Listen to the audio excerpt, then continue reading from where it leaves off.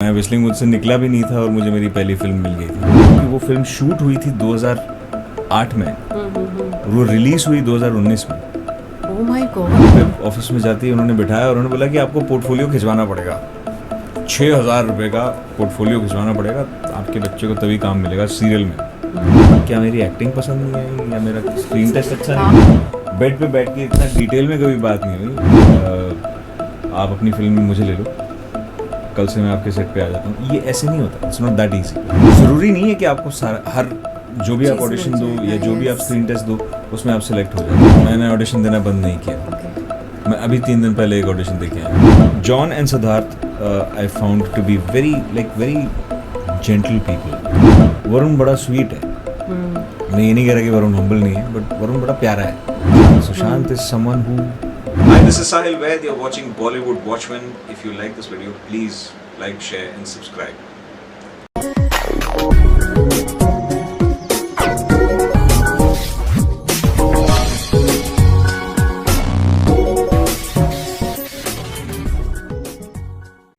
So, आज हमारे बीच में एक खास और स्पेशल किस्म के एक्टर हैं जिन्हें आप उनके किरदारों के नाम से जानते हैं। इन्हें आप कॉन मैन के नाम से भी जानते हैं।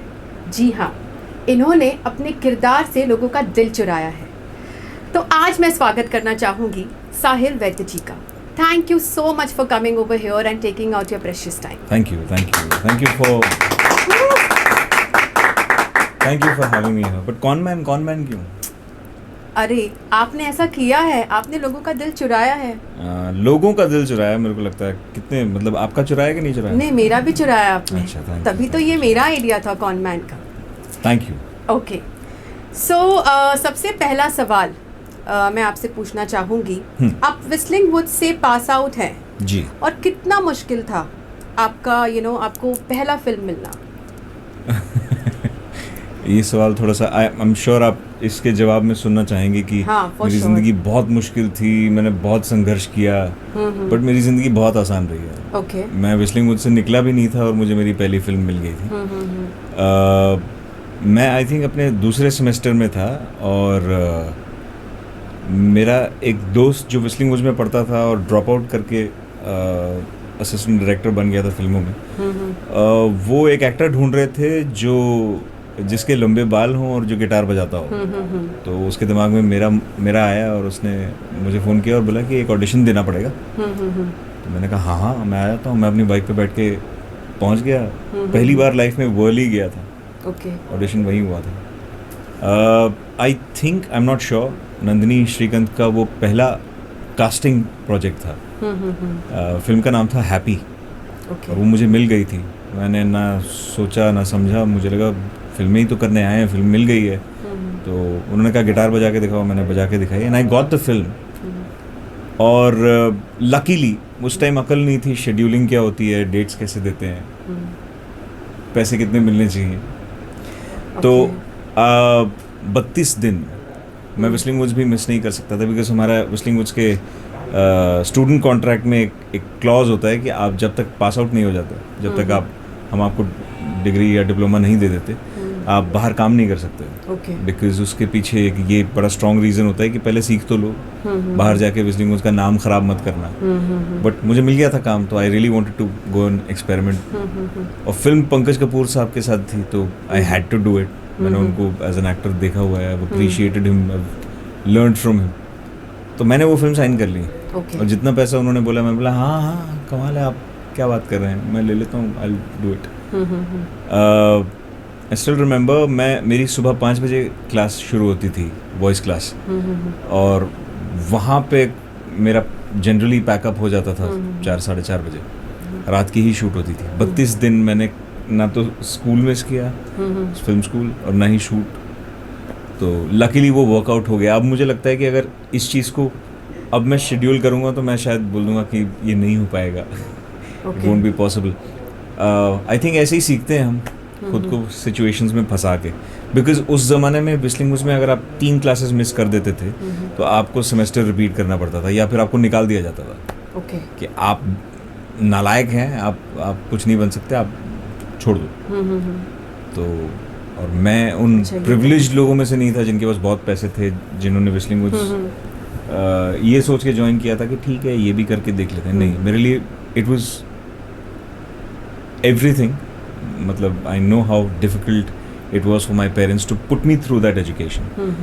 आई tried to learn everything from there, और Okay. उस बीच एक फिल्म का मिलना बड़ी खुशी की बात थी।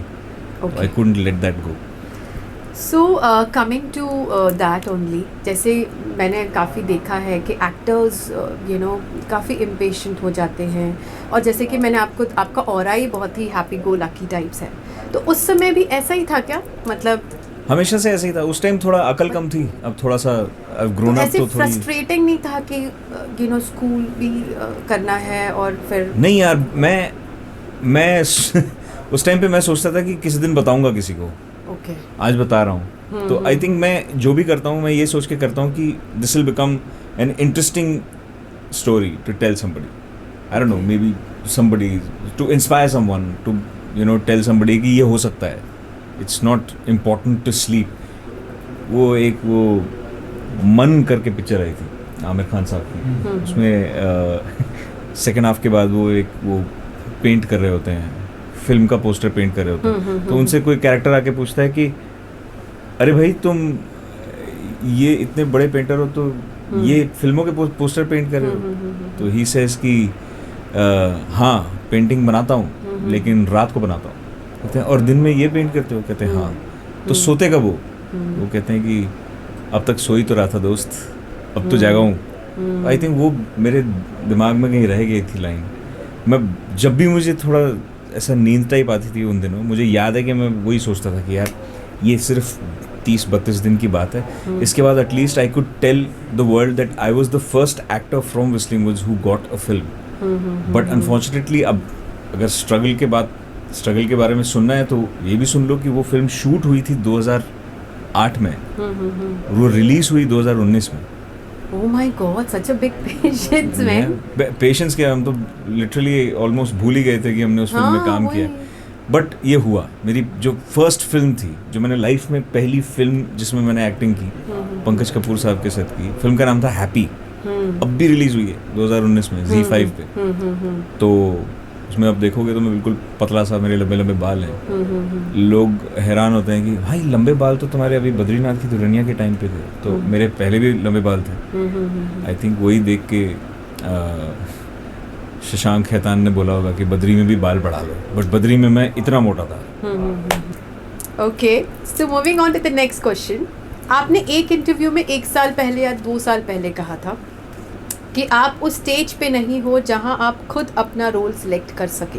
करेक्ट। तो क्या अब वो टाइम आ गया? नहीं, वो टाइम अभी भी नहीं आया। ओके। क्योंकि अनफॉर्चुनेटली हमारी दुनिया के अंदर एक बड़ी अजीब सी एक प्रैक्टिस है कि आप अगर किसी के पास मोटरसाइकिल पे बैठ के मिलने जाते हैं तो वो आपको जज कर लेता है कि अच्छा इसको इतने पैसे बोल देंगे तो ये शायद खुश हो जाएगा, राइट। वहीं अगर कोई प्रोड्यूसर की टेबल पे ऑडी या BMW की चाबी रखता है तो प्रोड्यूसर के दिमाग में एक बात आ जाती है कि अच्छा ये इतने में तो इसकी दाल नहीं गलने वाली। मेरा थोड़ा प्रॉब्लम ये है कि मैं बहुत फंक्शनल हूँ। मेरे को, मैं अभी भी आज भी आपके पास मोटरसाइकिल और हेलमेट लेकर आया हूँ। तो लकीली आप लोगों ने मुझे जज नहीं किया। तो I am still at that phase in my life जब मैं अपने कैरेक्टर्स और अपनी फिल्म्स चूज़ नहीं कर रहा हूँ। ऐसा नहीं है कि मेरे पास घर पे स्क्रिप्ट्स का अंबार लगा पड़ा है, मुझे उन्हें पढ़ना है और बताना है कि मुझे ये करनी है और ये नहीं करनी है। ऐसा नहीं हो रहा। मैं अभी भी जो मुझे मिलता जा रहा है मैं करता जा रहा हूँ, और मेरी कोशिश ये है कि मैं कर तो सब कुछ रहा हूँ लेकिन उसमें कितना एक किसी भी कैरेक्टर को डिफरेंटली कर सकता हूँ, मेरी कोशिश यही है।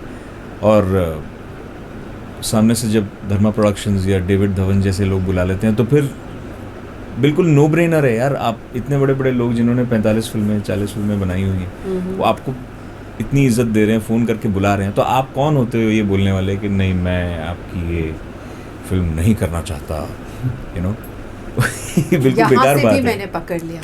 Very deep, very grounded. I think आज हमारा ये डिस्कशन चल रहा था कि नो मैटर कहाँ पे भी चले जाओ बट ग्राउंड लेवल हमें कभी नहीं भूलना चाहिए, you know. It's very very important. और ये मैंने एक्चुअली यहाँ से वो बाइक वाली बात से मैं इतनी सहमत नहीं हूँ, बट हाँ इससे मुझे ये पता चला है that you are very very grounded. Thank you. And I that's think what I think it's a compliment. I'll take it as a compliment. Yeah. Okay. Next, क्या आपको कभी फेक कास्टिंग का सामना करना पड़ा? Fake casting? हाँ, of course. Okay. Experience. मैं छोटा सा था. हम दिल्ली में रहते थे. मैं कुछ 7-8 साल दिल्ली में रहा हूँ. मेरी मॉम बचपन से उनका सपना था, ये उनको बड़ा अच्छा लगता था, थिएटर, एक्टिंग, डांस, ड्रामा. तो वो एक बार पता करते दिल्ली में जब भी कास्टिंग की बात आती है तो दिल्ली वाले एक ही बात पूछते हैं, यार ये जेन्युइन है कि नहीं. ये दिल्ली में एक बड़ा ट्रेंड है कि यार ये कास्टिंग वाला जेन्युइन है कि नहीं है, ये कास्टिंग कॉल जेन्युइन है कि नहीं है. ये उस टाइम पे भी ऐसे ही था. एक किसी के दफ्तर में चले जाओ, किसी सीरियल के सीन लगे हुए होते थे तो हम सोचते थे हाँ जेन्युइन है. हमारे दिमाग में ये नहीं आता था कि ये फोटो भी खींची जा सकती है. कॉस्ट्यूम बड़े सस्ते मिलते हैं, कैमरा भी बड़े सस्ते मिलते हैं, कोई भी फोटो खींच के लगा सकता है. तो हम इम्प्रेस हो जाते थे. तो समझ में नहीं आता था कि कौन जेन्युइन है कौन नहीं है. तो एक बार बुला लिया था किसी ने, मैं नाम नहीं लूँगा. तो एक दिन उनका फ़ोन आया कि कुछ ज़रूरी बात करनी है, आप आ जाइए. तो हम बहुत ज़्यादा कोई प्रिविलेज तो थे नहीं. मारुति 800 थी पापा के पास, उन्होंने डाला कार में हमको और ले गए. बहुत दूर था, गौतम नगर में कहीं. तो जनकपुरी से हम गए गौतम नगर और वहाँ पे ऑफिस में जाते ही उन्होंने बिठाया और उन्होंने बोला कि आपको पोर्टफोलियो खिंचवाना पड़ेगा, 6,000 रुपये का पोर्टफोलियो खिंचवाना पड़ेगा, आपके बच्चे को तभी काम मिलेगा सीरियल में. तो मैंने कहा ये पोर्टफोलियो ज़रूरी है? उन्होंने बोला हाँ, ये पोर्टफोलियो जो होता है उससे पता लगता है कि आपका बच्चा स्क्रीन पे कैसा लगेगा. तो उस टाइम पे मेरे डैड ने एक बड़ा ही जेन्युइन सा सवाल पूछ लिया था कि अगर आपको पोर्टफोलियो खींचने के बाद ही पता लगेगा कि हमारा बच्चा स्क्रीन पे कैसा लगने वाला है तो आप खींच ही क्यों रहे हो? अभी देख के बता दो, एक फ़ोटो खींच के देख लो. He was a businessman. उन्होंने बोला कि एक फ़ोटो खींच लो, अगर आपको हमारा बच्चा पसंद नहीं आता है कि स्क्रीन पे अच्छा नहीं लगेगा तो क्यों पैसा बर्बाद कर रहे हो हमारा. तो उसके बाद उनका कभी फ़ोन नहीं आया ना उन्होंने कभी बुलाया. तो मैं घर पे छोटा सा बच्चा, मैं बैठ के सोच रहा हूँ कि क्या मेरी एक्टिंग पसंद नहीं आई या मेरा स्क्रीन टेस्ट अच्छा नहीं लगा. सबसे पहला डाउट तो यही आता है, सेल्फ डाउट बहुत हुआ. बट लकीली माई फादर वो बहुत ही पॉजिटिव आदमी थे. एंड ही सेड कि अरे कुछ नहीं होता, ऐसे बहुत आएंगे. And he was right. उस टाइम मुझे लग रहा था क्या बकवास कर रहे हो यार पापा, यार ऐसे थोड़ी ना होता है. बट उसके बाद बहुत लोग आए. मैंने कुछ लोगों को एंटरटेन किया भी, कुछ लोगों को एंटरटेन नहीं भी किया. But at the end of the day मैं फिल्में कर रहा हूँ, I am acting. I have become what my parents really thought I should become. बीच में थोड़ा डिस्ट्रैक्शन हुआ था where my father really wanted me to join the army and he wanted me to become an engineer. या ये भी yes, thank God. आप army background से जी, राइट जी. एंड एज एन एक्टर, जैसे कि हारी बात पे हो रही थी कि एज एन एक्टर आप काफ़ी कॉन्शियस हो जाते हो, काफ़ी डिसिप्लिन हो जाते हो. बट तो फिर ये मतलब as you belong to the army family, तो ये काफ़ी इजी रहा होगा, right, adjusting with this. See, I wasn't from an immediate army background. Most of my family has been in the Indian Army. My aunt, she was General Meena Datta. She's no more. My uncle, he was brigadier when he retired. My grandfather was major. तो yeah, काफ़ी army से बड़ा close रिश्ता रहा है. And we've always, जितने हमारे family में बच्चे रहे हैं, we've always been inspired by these people who've served the nation. हमारे मन में हमेशा एक at the back of our head ये बात रहती थी कि भाई फौजी बनना है, देश के लिए कुछ करना है टाइप्स. बट जैसे जैसे बड़े हुए हमारे खुद के भी तो सपने थे. जैसे उन्होंने अपना एक सपना देखा और वो बने, उस तरह से हमारे सपने थोड़े से अलग हो गए. तो हमारे पैशंस, हमारे जो भी ड्रीम्स थे, they didn't align with their passions and their dreams. हाँ, ये तो होता ही है. I mean, आर्मी एक उनका बहुत स्ट्रिक्ट माइंड रहता है ना कि नहीं यही करना है आपको. तो आपको कब एहसास हुआ कि हाँ अब मुझे जाके बोलना चाहिए, और फिर पापा ने फिर आपको मारा या फिर डांट लगाई? मुझे एहसास हुआ ही नहीं था. अच्छा, नहीं हुआ तो आपने बोला कैसे? मुझे एहसास कराया गया. ओके. कौन थे ये एहसास कराने? बहुत सारे लोग थे, जिनमें से एक जिनको मैं आज अपना ऑलमोस्ट फादर फिगर समझता हूँ, जिनमें से एक थे नसीरुद्दीन शाह, जिन्होंने लिटरली मुझे आर्मी ज्वाइन करने से रोक लिया, बिकॉज ही रियली थॉट, उन्होंने कहा तुम ऑफिसर कैसे बनोगे वो मुझे नहीं पता, अच्छे ऑफिसर बनोगे या बुरे ऑफिसर बनोगे, मैं इतना ज़रूर कहूँगा कि तुम एक्टर बहुत अच्छे बनोगे। उस बात की मैं गारंटी ले सकता हूँ। मेरे फूफा जी जो ब्रिगेडियर थे, उन्होंने मुझे उस लाइफ के बारे में बहुत कुछ बताया। इट्स अ पर्सनल कॉन्वर्सेशन, तो उसकी डिटेल्स मैं ज़्यादा रिवील नहीं करूँगा, but he kind of told me that जिस रीज़न के लिए तुम फौज में जाना चाहते हो वो रीज़न फौज में आने के लिए ठीक नहीं है। मेरा दिल टूट गया था थोड़ा सा, मैंने बोला यार और क्या रीज़न हो सकता। तो मेरी जो बुआ थी जनरल मीना दत्ता, उन्होंने इस बात को सेकंड किया। उन्होंने बोला कि जो तुम कर रहे हो बचपन से, मैं थिएटर बचपन से कर रहा हूँ, जो तुम बचपन से कर रहे हो उस चीज़ के अंदर if you want to go further, nobody is going to जज यू। हम मिडिल क्लास फैमिलीज से हैं, अगर तुम कुछ थोड़ा सा भी ऑफ बीट करते हो तो लोग बातें तो करते ही हैं कि एक्टर बनने जा रहे हो तुम, हीरो बनने जा रहे हो बॉम्बे, कुछ नहीं होगा तुम्हारा वहाँ, तो मिली भगत चलती है। नेपोटिज्म की डिस्कशंस तो बहुत बाद में शुरू हुई, इन लोगों ने पहले ही डराना शुरू कर दिया था डिस्टेंट रिलेटिव्स ने कि ये तो एक्टर बनने जा रहे हैं, इनका तो कुछ नहीं होना, ये आ जाएगा वापस थोड़े कुछ सालों में शौक पूरा करके। फिर स्कूल में नाटक करना अलग बात होती है, वहाँ असली फिल्मों में एक्टिंग करना अलग बात होती है। तो अ lot of people combined including my father eight the end of the day, जब मेरे फादर के साथ नसीर साहब की मीटिंग हुई, वो मीटिंग कुछ 2.5-3 घंटे चली, मुझे नहीं पता उन्होंने क्या बात की कमरे के अंदर, कि मुझे कॉल आ गई थी। I had like a letter from the service selection board saying आ जाओ। That letter was something that made Naseer sir call my father, said कि बुलाओ अपने डैड को, मुझे बात करनी है। I don't know they spoke about, मुझे फिर कमरे में बुलाया गया। नसीर सर सेड कि तुम क्या बनना चाहते हो? मेरे मुंह से यही निकला कि सर मैं तो वही बनना चाहता हूँ जो मेरे डैड चाहते हैं। तो वो हंस दिए। ओह गॉड। हाँ, वो कहते हैं अभी तुम्हारे पापा भी यही बोल रहे हैं, जो बच्चा चाहे। कहते तुम दोनों एक ही बात कह रहे हो। आपका बेटा कह रहा है कि जो पापा चाहें, पिताजी कह रहे हैं कि जो बेटा चाहे। तो उन्होंने समझाया मेरे डैड को। नसीर सर के खुद के सगे भाई जनरल ज़हीरुद्दीन शाह, उन्होंने आर्मी की लाइफ बहुत करीब से देखी है और उन्होंने मुझे बहुत करीब से देखा कि मैं स्टूडेंट रह चुका हूँ उनका। उन्होंने बोला कि आर्मी इसके लिए नहीं है, इसको एक्टर ही बनने दो। And my father said one thing that day, he said कि तुम अच्छे लोगों के साथ हो, ये जैसा जैसा कहते जाएं करते जाना, इनकी तरफ से शिकायत नहीं आनी चाहिए। That's it. He never regretted the decision. He always said कि वो लक्ष्य वाला डायलॉग हमेशा मेरे को मारते थे मेरे डैड, चाहे घास काटने वाला बनो लेकिन बेस्ट घास काटने वाला बनना, वरना फ़ायदा नहीं है लाइफ का। That's it. No turning around. उसके बाद तो फिर फिल्मों में देखा तुम लोगों ने। Impressive. Yeah, really. This is actually very deep. It is. अरे for me it is very तुम्हारे much. जो हुआ वही बोल रहा हूँ, ये डीप कहे जा रही हैं। अरे तो ये तो सारी यादें हैं यहाँ ऊपर। तो देखिए, तो यही तो मौका मिल रहा है ना, आज तो आपको भी मौका मिल रहा है ना अपनी दिल की बात हाँ, बोलने बट का। ये these are things that I've touched upon in interviews. इतना हाँ ठीक है, बेड पे बैठ के इतना डिटेल में कभी बात नहीं हुई, बट हाँ these are the same things.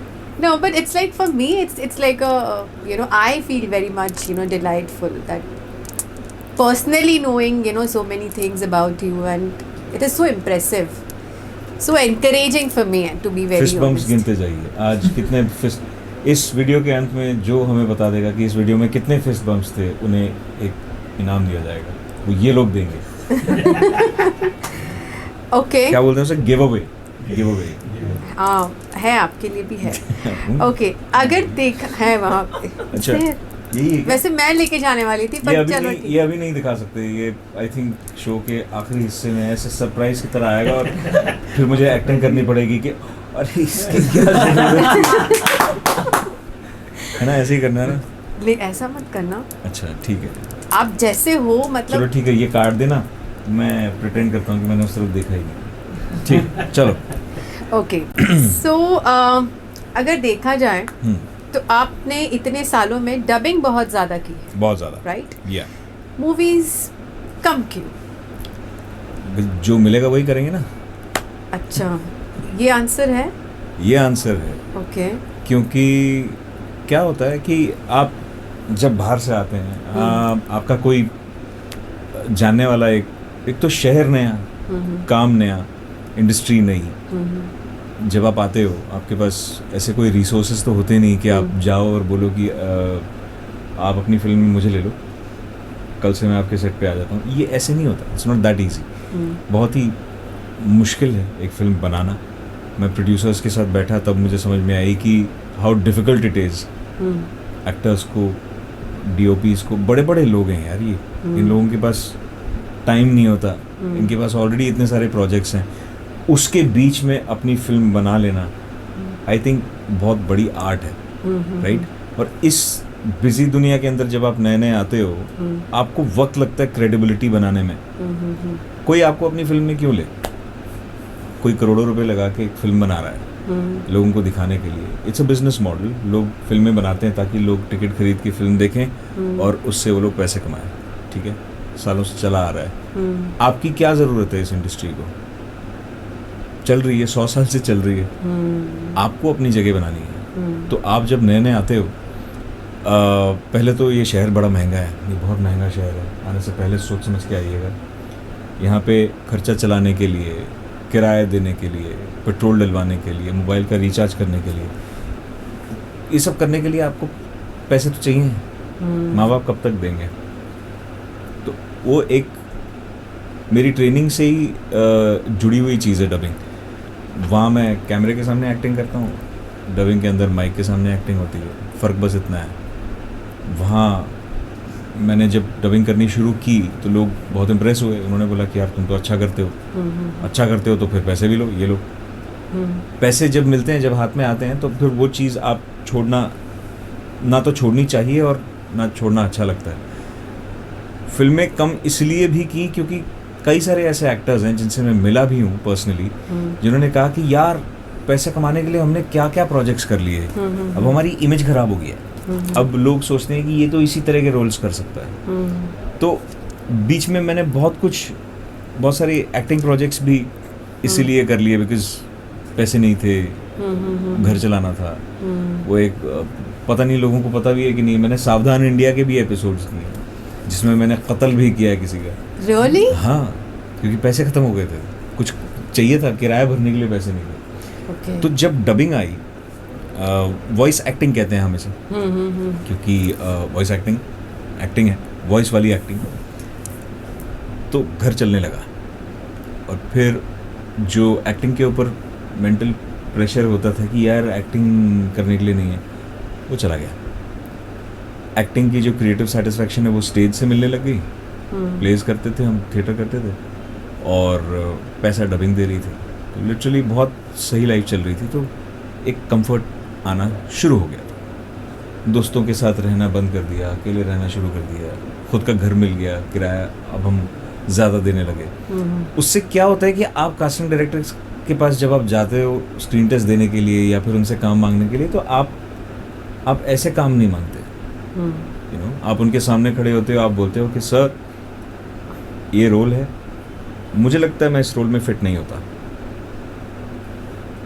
ज़रूरी नहीं है कि आपको हर जो भी आप ऑडिशन दो या जो भी आप स्क्रीन टेस्ट दो उसमें आप सिलेक्ट हो जाओ। वो कॉन्फिडेंस अपने ऊपर होना ज़रूरी है कि ये रोल मेरे लिए नहीं है। और वो कॉन्फिडेंस तब आता है जब आपके अकाउंट में पैसा होता है। ट्रू। कहते हैं ना, पैसा सबसे बड़ी चीज़ नहीं है, लेकिन अनफॉर्चुनेटली इट इज। खाना तो चाहिए, खाना चाहिए, पानी चाहिए। आजकल तो पानी भी खरीद के पीना पड़ता है, right? It's an expensive city. तो अगर आप आ रहे हो यहाँ पे तो कुछ ना कुछ आपको, और मैं बहुत किस्मत वाला हूँ कि मुझे कुछ और नहीं करना पड़ रहा। मुझे किसी होटल में वेटरी नहीं करनी पड़ रही, या मुझे किसी के घर पे काम नहीं करना पड़ रहा, या किसी प्रोडक्शन हाउस में जाके मुझे प्रोडक्शन असिस्टेंट का या असिस्टेंट डायरेक्टर का काम नहीं करना पड़ रहा। एक्टर्स बेचारे बहुत कुछ करते हैं to survive in this city. I am very lucky कि I got an opportunity to lend my voice to some of the best actors in the world.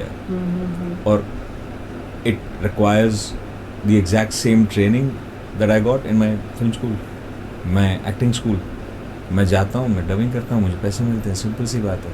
और फिल्में कम क्यों की हैं वो तो आप उनसे पूछो जो फिल्में बनाते हैं, क्यों भाई? नहीं, मुझे ऐसे personal, this is my opinion, अच्छा। ओके मुझे ओके मुझे ऐसा लगता है दैट यू नो यू जैसे एक स्पेसिफिकेशन होता है, यू नो, मतलब this is what I have been you know understanding and observing because I am very new into acting. मुझे ऐसा लगता है कि किसी का एक ऑलरेडी एक आइडेंटिटी यू नो बन जाता है, मतलब there is an identity, okay this person is going to be you know, वो इसी में वेल वर्स होगा। ये एग्जैक्ट सेम थिंग मुझे, ये एग्जैक्टली एक जर्नलिस्ट है फरीदून, बहुत is a really nice guy, जब भी मेरी कोई फिल्म आती है मुझे ज़रूर इंटरव्यू करते हैं। उन्होंने भी मुझे ये बात बोली, भाई मुझे तो लगा था कि तुम इंग्लिश में बात कर ही नहीं सकते, यू नो। और जब वो मुझे पहली बार मिले थे, उन्होंने इंटरव्यू में कहा था कि आई saw Badrinath Ki Dulhania and I didn't think कि you can say words like refute and, तो ये एक लोगों के दिमाग में परसेप्शन बन जाता है कि ये अगर मैं ऑनेस्टली बोलूँ तो अभी तक मैंने जितने भी रोल्स किए, I don't think I have shown a lot of me as an actor, but I have to keep doing this work ताकि लोगों को ऐसा ना लगे कि ये एक्टर घर चला गया है, you know। मैं दिखता रहना चाहिए, और फिल्में कम नहीं कर रहा, मैं बहुत सारी फिल्में कर रहा हूँ। पिछले साल दिल बेचारा, कुली नंबर 1, और साल बदलते ही जनवरी फरवरी में साइलेंस, फिर शेरशाह, और भी एक और आई थी। अब देखो इतनी फिल्में नाम याद नहीं आ रहे हैं। नहीं, ऐसा नहीं है, मेरे कहने का ये मतलब ऐसे नहीं है। मैं एक्चुअली में डबिंग के मुकाबले तो ऑब्वियसली, बिकॉज क्या है, डबिंग अब एक्सपर्ट हो गए हैं, तो डबिंग में एक दिन लगता है यार मुझे, एक पूरी फिल्म डब करने में अब मुझे आधा दिन पौना दिन लगता है। ओके। तो और ऊपर से मैं बहुत सारे डबिंग हाउसेस के साथ काम करता हूँ, तो कभी कभी एक दिन में 3 फिल्में 4 फिल्में डब हो रही होती हैं। ये लोकलाइजेशन का अच्छा बिजनेस शुरू किया है बाहुबली ने, थैंक यू राजामौली सर, क्योंकि जब एक फिल्म डब होती है तो उसकी मार्केट बढ़ जाती है। आप लोग मनी हाइस्ट जैसे शोज देख रहे हो नेटफ्लिक्स पे, उन्हें आप या तो हिंदी में देख रहे हो या इंग्लिश में देख रहे हो, उसकी ओरिजिनल लैंग्वेज स्पेनिश है। स्पेनिश में वो शो आप शायद इतना आपको हिट नहीं कर पाता जितना इंग्लिश में करता है या हिंदी में देखती हो तो करता है, राइट। वो लोकलाइजेशन का जो ट्रेंड शुरू हुआ है, उसमें now they are asking for actors. वो चाहते हैं कि एक्टर्स ही आके उन कैरेक्टर्स को वॉइस दें, बिकॉज एक्टर्स अलग तरह से डब करते हैं और वॉइस एक्टर्स अलग तरह से डब करते हैं। And as luck would have it, मैं दोनों, I am voice actor and an actor. मुझे किस कैटेगरी में डालोगे आप? मैं? हाँ, I guess you are versatile. मुझे तो यही लगता है। मैं तो जितना मैं जान रही हूँ यहाँ पर, it is actually I can say that yes, I think आज के इंटरव्यू के बाद आपको भी पता चल जाएगा that you know you are actually born to spread happiness. Really? क्या इनका कुछ वो स्पिरिचुअल नहीं, ये मैं जान रही हूँ, मैं देख रही हूँ आपके अंदर वो बात है। ओके, यस, मान लेते हैं। ओके, नेक्स्ट क्वेश्चन इज वो कौन सा, ये तो मतलब आई गेस ये तो सबके साथ होता ही होता है, पर वो कौन सा प्रोजेक्ट था जिसके बाद आपने ऑडिशन देना बंद कर दिया? ऑडिशन आप देते हो अभी? मैंने ऑडिशन देना बंद नहीं किया। ओके। मैं अभी 3 दिन पहले एक ऑडिशन दे के आया हूँ। अच्छा, अभी तक दे रहे हो आप? मैं अभी तक दे रहा हूँ। Oh wow. लोग बड़े प्यार से बुलाते हैं। हाँ, इतना ज़रूर हुआ है कि बद्रीनाथ की दुल्हनिया के बाद, हम्टी शर्मा की दुल्हनिया के बाद नहीं, बट बद्रीनाथ की दुल्हनिया के बाद जब ऑडिशन देने जाने लगा तो वहाँ पे इज्जत मिलने लगी। आइए सर, बैठिए सर होने लगा। उससे पहले होता था ए लाइन में लगो, हाँ not fit. Okay. But Badrinath Ki Dulhania के बाद लोगों को भी पता लग गया कि इसने फिल्में कर ली हैं, इसने अब ये समझ चुका है फिल्में कैसे बनती हैं। तो you know most of the people जिन्होंने फिल्में देखी थी वो खुद ही ऑडिशन ले रहे होते हैं, तो वो पहचान जाते हैं, वो कहते हैं आइए बैठिए, तो अच्छा लगा। ऐसा नहीं है कि ऑडिशन देने बंद कर दिए। I still go for screen test, I still go for auditions, and I think वो अच्छी प्रैक्टिस है। ओके। मैं अगर एक बहुत बड़ा स्टार भी बन जाऊंगा, जो कि आज नहीं तो कल नहीं तो परसों नहीं तो तरसों हो ही जाएगा. हो ही जाएगा, आई एम टेलिंग यू. मैं फिर भी ऑडिशन देने जाऊंगा. हाँ. बिकॉज ये जो कास्टिंग डायरेक्टर्स हैं इन्होंने नए लोगों के लिए जो दरवाजे खोले हैं ना, ठीक है, बहुत लोगों को नहीं लगता कि कास्टिंग डायरेक्टर्स ने नए एक्टर्स के लिए कुछ किया है, बट मैं उनको बता दूं कि नए एक्टर्स को कास्टिंग डायरेक्टर्स ही लेकर आए हैं. तो I would always respect them, I would always go for them. जब भी वो बुलाएंगे मैं उनके लिए स्क्रीन टेस्ट भी दूंगा. I will go and audition for them also. And कई बार ऐसा भी होता है कि मेरा स्क्रीन टेस्ट लोगों को भेज दिया जाता है कि ऐसा करना है, तो ठीक है, इट्स हाँ रेफरेंस टेक जिसको बोलते हैं. I think it's an honour कि आपका टेस्ट कोई इतना पसंद कर रहा है कि लोगों को भेजा जा रहा है कि ऐसा कर लो. ठीक है, चलता रहेगा. Next question. सो आपने सुशांत, सिद्धार्थ, वरुण, ये मेन स्ट्रीम हीरोज के साथ में काम किया है. So how they are different with each other in terms of as an actor and even as a human being? बड़े लाइक डिटेल में बात करनी पड़ेगी इस चीज़ को समझने के लिए. I mean, I've worked with John Abraham also. Okay. You'll see a film called Satyamev Jayate. I think John and Siddharth I found to be very gentle people. Okay. बहुत प्यारे हैं दोनों. मतलब जेंटलमैन जिसको बोलते हैं ना कि यू कैन वेरी अप्रोचेबल, आप उनसे जाके कुछ भी बात कर सकते हो. वेरी हम्बल और जेन्युइनली हम्बल हैं. ऐसा नहीं है कि लोगों को दिखाने के लिए, ह्यूमिलिटी दिखाने के लिए हम्बल बन गए हैं, ऐसा नहीं. I don't know where it comes from, but wherever it comes from, I think keep at it guys. ये दोनों बहुत ही लाइक, वरुण बड़ा स्वीट है. मैं ये नहीं कह रहा कि वरुण हम्बल नहीं है, बट वरुण बड़ा प्यारा है. वरुण एक तो उसकी ज़िंदगी में लोग इतने सारे हैं, वो अक्सर बिजी रहता है, बट हम जब भी मिलते हैं, जब भी हमारी बात होती है, वो वहीं से कंटिन्यू करती है जहां हमने छोड़ी थी.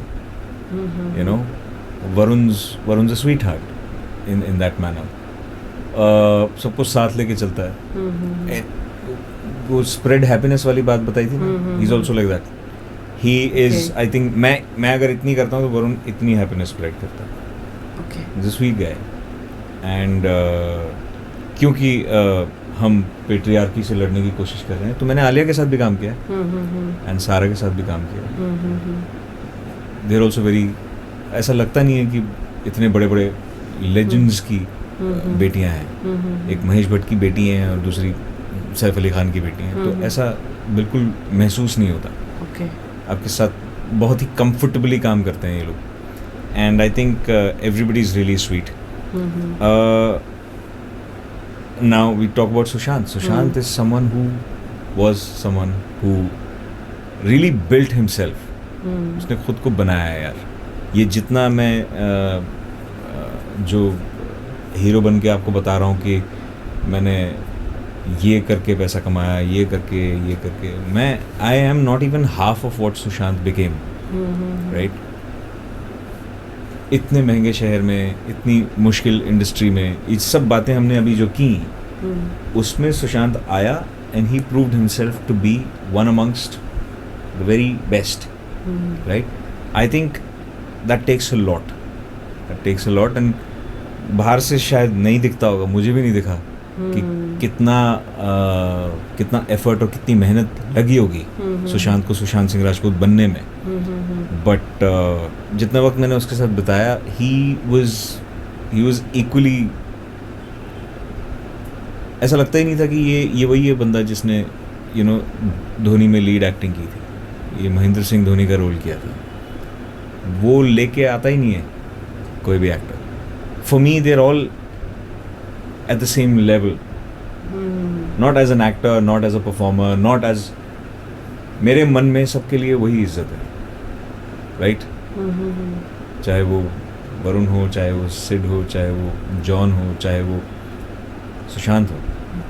Right. they are all at the same level for me. They've all been nice to me. They've all been very sweet with me. And हम सिर्फ लीड एक्टर्स की बात क्यों कर रहे हैं? I've worked with some amazing people. Pankaj Kapoor, Paresh Rawal साहब, जावेद जाफरी साहब, Johnny liver the legend, right, Rajpal Yadav साहब, भारती मैम, भारती अचरेकर जो कूली नंबर 1 में सारा अली खान की दादी बनती हैं, वो अगर बता दूं क्लियर हो जाए, पता लग जाए लोगों को किसकी बात कर रहा हूँ. Okay. So yeah I have met some really good people. और आज तक Ritesh Deshmukh, I work with Ritesh Deshmukh, is a sweetheart. Yes. so much fun to work with. Wherever I meet him, कहीं भी मिलता हूँ तो he instantly goes, hey, you know the way he does. So yeah, all these guys, Vivek Oberoi, he's a fabulous actor यार. मतलब आप, मैंने ये बात ऐसे इसलिए बोली बिकॉज फिल्में देख के नहीं समझ में आता. जब आप किसी के साथ काम करते हो तब आपको समझ में आता है कि यार ये तो अच्छा है, he is really good at what he does. और आपको कैसे पता लगता है he is good at what he does? Because he is flawless. Set पे आते हैं अपना, दे आर ऑल एक्सपर्ट्स यार. तो आपको नसीर सर के साथ में थिएटर में कैसे मौका मिला? नसीर सर के साथ में थिएटर में कैसे मौका मिला, ये तो इस सवाल का जवाब तो नसीर सर के पास भी नहीं होगा. नहीं मतलब आप बताइए ना, मतलब कैसे, मतलब I know it is very very difficult and you know काफ़ी. No, it's not difficult at all. It's the same thing जो मैंने अभी आपको बताया. एक प्रोड्यूसर एक एक्टर को क्यों हायर करता है? बिकॉज वो चाहता है कि उसका एक्टर सेट पे आए और अपना काम फटाफट करे ताकि पैसे बचें, वक्त बचे, लोगों का एनर्जी एफर्ट बचे. मुझे नसीर सर ने ट्रेन किया है खुद. वो HOD थे हमारे फिल्म स्कूल के. उन्होंने मुझे एग्ज़ाम में देखा. मैंने अपने फाइनल एक्टिंग एग्ज़ाम में जो सीन्स किए थे उनको पसंद आए. तो एक दिन उन्होंने खुद ही फ़ोन करके बोला कि हम एक नया प्ले रीड कर रहे हैं, I want you to come and read with us. मैं उस प्ले का नाम था the Caine mutiny court martial. सब विस्लिंग वुड्स के लोग थे उसके अंदर, and we were reading that play. मेरे को इनिशियली रोल नहीं मिला था and I would just go there, sit there और रीडिंग करता था. एक दिन one of my friends Akash, उसको फिल्म मिल गई and he was going to Greece to shoot. तो नसीर सर जस्ट सेड कि I want you to read for doctor bird's part. I read for that part, I did that testimony and I performed. That was my first play as an actor with Motley. And luckily I consider myself very lucky कि I keep getting trained by him constantly. I've been with him now for what, 11 years, 12 years. I've been working with him in every other new play. And ऐसा नहीं है कि मुझे किसी play में अगर उन्होंने cast नहीं किया तो I make it a point that I always go back to him and I help him somehow to get his plays on stage. कई तरह के plays हैं, उनमें नहीं होता रोल. ज़रूरी नहीं है कि आपको हर play में काम मिले. तो मैं जाता हूँ, I do sound for him, I do a lot of backstage craft for him, I do a lot of setting up for him. मैं sound design भी करता हूँ, operate भी करता हूँ. कई सारी ऐसी चीज़ें हैं. थिएटर में हमको सब कुछ खुद ही करना पड़ता है क्योंकि थिएटर में हम सिर्फ एक्टर नहीं होते हैं. ऐसा मुमकिन नहीं होता है कि हम थिएटर में चलो ठीक है एक डायरेक्टर हायर करते हैं, चलो एक साउंड वाला हायर करते हैं. नहीं हो पाता. दैट्स एग्जैक्टली वाई थिएटर के एक्टर्स थोड़ा बेहतर होते हैं बिकॉज उनको काफ़ी कुछ और आता है. म्यूजिक आता है, they dance, they know how to technically set up a performance. तो वो एक कंप्लीट परफॉर्मेंस की सारी नोक एंड क्रैनीज को अच्छे से समझते हैं. That's why I will never be able to thank Naseer sir enough, क्योंकि उन्होंने जो बोला था वो आई थिंक वो बोल के फंस गए. उन्होंने कहा कि एक्टर तुम बहुत अच्छे बन जाओगे. आई थिंक उन्होंने बोल दिया, अब वो खुद को ही सही साबित करने में लगे हुए हैं. मैं तो हीरो बन नहीं पाया, वो मेरे को करते रहते हैं, अपने प्ले में हीरो बनाते रहते हैं. बस आखिरी सवाल जी. आप अपने आने वाले प्रोजेक्ट्स के बारे में कुछ बताना चाहेंगे? बिल्कुल बताना चाहूँगा लेकिन बता नहीं सकता. अरे कुछ तो बता दो. हाँ, एक प्रोजेक्ट के बारे में बता सकता हूँ. मैं बहुत ही प्यारा लड़का है, उसका नाम है Sai Srinivas Bellamkonda. I hope I am saying this correct. Sai, he is debuting in the Hindi film industry with a film called Chhatrapati, जो कि एक तेलुगु फिल्म का रीमेक है, और तेलुगु फिल्म जब बनी थी इसी नाम की, तो उसके हीरो थे प्रभास, जो डायरेक्ट की थी सर एस राजमौली ने। अब now Sai is playing the lead part, and I have a very interesting role in that film. Luckily, उसका फिल्म का मेरा लुक आउट हो गया. I'm playing a Sardar in that film. Okay. And that's why I have a beard. मुझे कोई शौक नहीं है ऐसे बन के घूमने का, but it's an honor for me to play a Sardar. Since I'm from Punjab, and I've seen this community being out there, कोई भी मुसीबत हो सबसे पहले पहुंचते हैं मदद करने के लिए. तो मुझे बड़ा फक्र महसूस हुआ. मैं अपने करियर में आई थिंक पहली बार playing a Sikh, and it's given me a lot of insight into that culture, that faith. जैसे मैंने बोला, स्पिरिचुअलिटी एक ऑनगोइंग प्रोसेस है. आप डिस्कवर करते रहते हो, आप किसी चीज से इम्प्रेस होते रहते हो, आप लेते रहते हो. By the time you are about to go, तब आपको समझ में आता है कि सब एक ही बात बोलते हैं, सबका एक ही मैसेज है, तो फिर सब एक क्यों नहीं है, you know? और इसी के साथ आज का समाचार समाप्त होता है. धन्यवाद. Okay, any message, last message, anything if you want to just मैं बस रिक्वेस्ट करूँगा सब लोगों से, नए एक्टर्स का काम आता है तो उन्हें देखिए. ये नेपोटिज्म वगैरह के डिस्कशन से बाहर निकलिए. फिल्में आपकी एंटरटेनमेंट के लिए बनाई जाती हैं. उन्हें कौन बना रहा है कौन नहीं बना रहा है उस बात से कोई फ़र्क नहीं पड़ता. फिल्म अगर अच्छी है तो आपको पसंद आएगी, फिल्म अगर बुरी है तो आपको पसंद नहीं आएगी. हर किसी को मौका दीजिए. आजकल इंटरनेट के ज़माने में जजमेंटल हो गए हैं सब लोग, तो जजमेंटल होने के बजाय प्यार बांटिए. इंटरनेट पे हार्ट्स लिखिए, गालियाँ मत लिखिए. And I think spread love बहुत ज़रूरी है. ज़िंदगी ना बहुत मुश्किल होती जा रही है. ये लॉकडाउन, ये वो फलाना ढिमकना, आई थिंक हम एक दूसरे की ही मदद कर सकते हैं, राइट?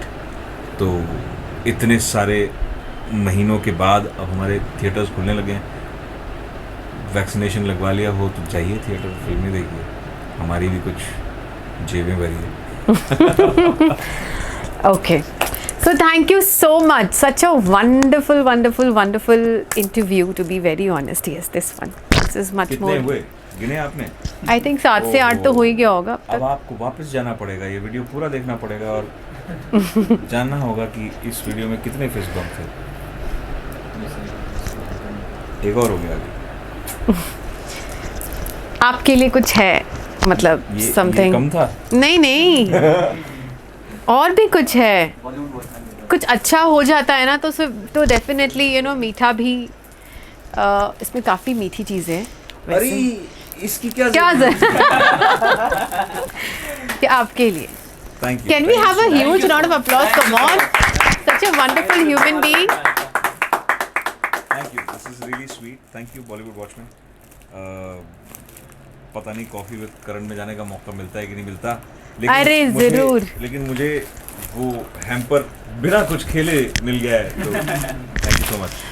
ना मैंने बजर दबाया, तो क्या दे दी हमें आज़ादी, बिना खड़क बिना ढाल, साबरमती के संत तूने कर दिया कमाल, राइट? तो वही वाली बात है. मुझे ना बजर दबाना पड़ा, ना अच्छे कपड़े पहनने पड़े, ना काउच पे बैठना पड़ा. पापा जो मुझे ऐसे ही मिल गया hamper. Thank you Bollywood watching. This is better than any hamper. I will cherish it, every bit of it.